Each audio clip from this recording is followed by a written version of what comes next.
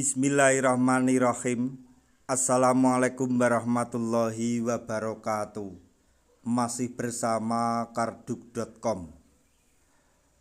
Pada video kali ini kami akan menyampaikan kabar gembira yang datang dari Menpan RB terkait dengan nasib tenaga honorer di tahun 2024 dan 2025, yaitu Menpan RB ungkap nasib tenaga honorer era Prabowo Gibran. Status non-ASN dipastikan jelas tahun ini. Untuk mengetahui lebih detailnya, silahkan simak video ini sampai selesai. Tapi sebelum kami lanjutkan, bagi rekan-rekan yang baru menemukan channel ini, tekan like dan subscribe-nya, dan juga tekan lonceng notifikasinya supaya nanti bisa mengetahui informasi terbaru terkait dengan seleksi P3K dan pengangkatan tenaga honorer menjadi ASN P3K tahun 2024. Sekarang, mari kita simak dan cermati pernyataan yang ada di video ini supaya nanti tidak gagal paham.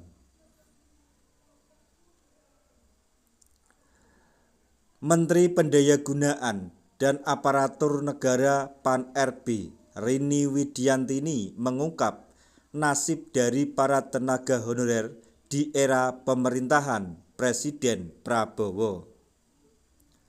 Penataan tenaga honorer non-ASN atau honorer menjadi bagian dari prioritas 100 hari kerja Kementerian PAN RB pada pemerintahan yang baru. Dipastikan penataan tenaga honorer tersebut akan tuntas pada Desember 2024. Menpan RB Rini Widiantini menjelaskan bahwa penataan tenaga honorer atau non-ASN tersebut merupakan amanat dari Undang-Undang Nomor 20 Tahun 2023 tentang ASN. Penanganan tenaga honorer dilaksanakan melalui seleksi CASN, pegawai pemerintah dengan perjanjian kerja atau seleksi P3K.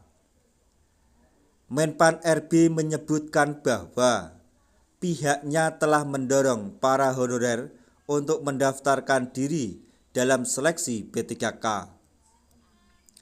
Harapannya agar proses pengangkatan honorer menjadi P3K dapat dilakukan pada tahun ini.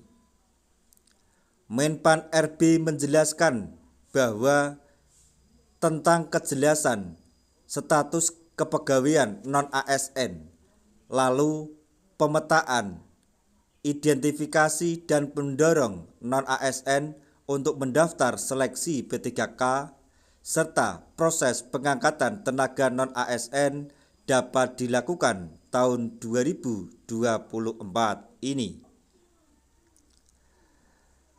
Penjelasan tersebut disampaikan Menpan RB pada hari Senin tanggal 28 Oktober 2024 dalam rapat kerja perdana dengan Komisi 2 DPR RI di Senayan, Jakarta. Untuk seleksi CASN 2024 sendiri, pemerintah telah menentukan formasi yaitu sebanyak 3,2 juta, di mana dari jumlah tersebut pemerintah pusat dan daerah telah mengusulkan sebanyak 1,2 juta formasi untuk P3K. Sementara seleksi P3K tahun 2024 ini diperuntukkan 100% bagi tenaga non-ASN. Menurut Menpan RB, pihaknya akan berkoordinasi dengan BKN dan nantinya seleksi non-ASN tersebut diupayakan dapat selesai pada tahun ini, di mana seleksi P3K tahun 2024 guna penataan tenaga non-ASN akan ada mekanisme dan prioritas bagi pelamarnya. Penataan tenaga honorer tersebut adalah tindak lanjut dari program lama yang wajib dituntaskan.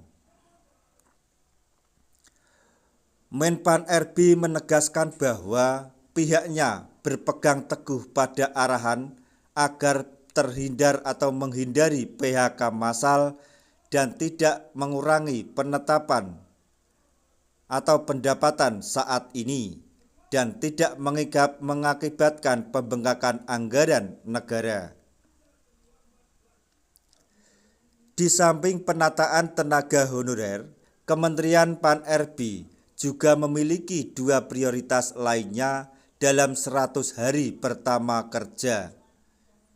Di antaranya yaitu menyelesaikan penataan organisasi Kementerian Kabinet Merah Putih serta pengisian jabatan.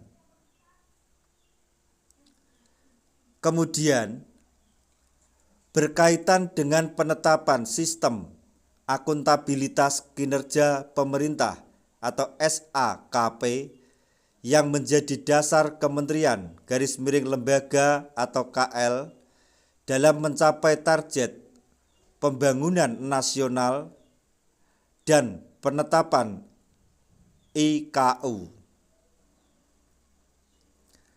Nah, demikian tadi informasi yang dapat kami sampaikan, informasi terbaru yang datang dari Menteri Pan-RB terkait dengan penataan tenaga honorer, yaitu mengenai penjelasan Menteri Pan-RB tentang nasib para tenaga honorer di era pemerintahan Presiden Prabowo Subianto.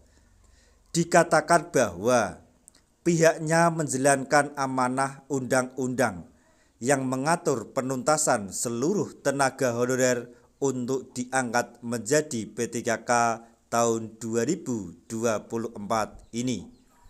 Semoga informasi ini dapat bermanfaat bagi rekan-rekan tenaga honorer semuanya. Di akhir video, kami mengucapkan banyak terima kasih.